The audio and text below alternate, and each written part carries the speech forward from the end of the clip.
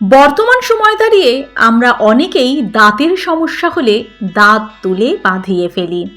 আচ্ছা বলুন তো, প্রথম কোন সময় এই দাঁত বাঁধাইয়ের কাজ শুরু হয়? কি জানা নেই তো?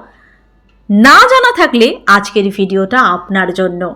ভিডিওটা কিন্তু যথেষ্ট ইন্টারেস্টিং, আর আমি এটা বাজি রেখে বলতে পারি অনেক মানুষই এই তথ্য জানেন না। চলুন শুরু করা যাক। প্রাচীন মায়া সভ্যতার অন্তর্গত তেওতিহুয়াকান নামক একটা জায়গায় একটা আর্কিওলজিক্যাল সাইট খুঁজে পাওয়া গেছে এবং সেখানে একটি অবাক করা নারীর কঙ্কাল পাওয়া গেছে। কি মনে হচ্ছে, এমন সাইট তো প্রচুর আছে।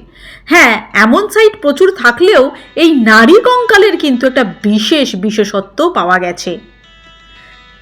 তথ্য বলছে আজ থেকে প্রায় 1027 বছর আগে মাটির নিচে চাপা পড়ে থাকা এই কঙ্কালটির একটা বিশেষ বৈশিষ্ট্য আছে। সময়টা শুনলেন তো ভালো করে, 1027 বছর আগের। কঙ্কালের বেশ কয়েকটা দাঁত এখনো ইনট্যাক্ট অবস্থায় রয়েছে। আশ্চর্যের বিষয় কিন্তু এখনো বাকি। দাঁতগুলোর মধ্যে একটা দাঁত আবার বাঁধানো। ভাবতে পারছেন বিজ্ঞান সেই সময়ও কতটা উন্নত ছিল?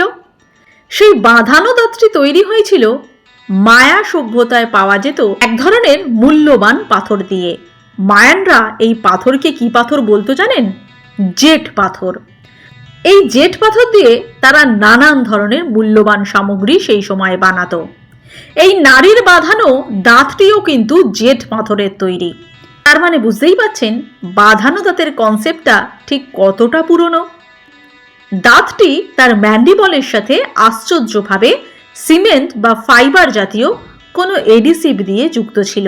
কার্বন ডেটিং পরীক্ষার ফল অন্তত সেটাই বলছে। আরও একটা উল্লেখযোগ্য তথ্য আছে। এটি 350 খ্রিস্টাব্দ থেকে 450 খ্রিস্টাব্দের মধ্যে কোনো এক সময় তৈরি করা হয়েছিল। বর্তমানে কোথায় আছে জানেন এটি? বর্তমানে মিউজিয়াম অফ আর্টিফ্যাক্টস এ কঙ্কালটি সংরক্ষণ করা রয়েছে। কেমন লাগলো বলুন তো আজকের এই অজানা তথ্য? ভালো লাগলে অবশ্যই চ্যানেলটিকে সাবস্ক্রাইব করে রাখুন এই ধরনের অজানা তথ্যের জন্য। ভালো থাকুন, সকলকে ভালো রাখুন। ধন্যবাদ।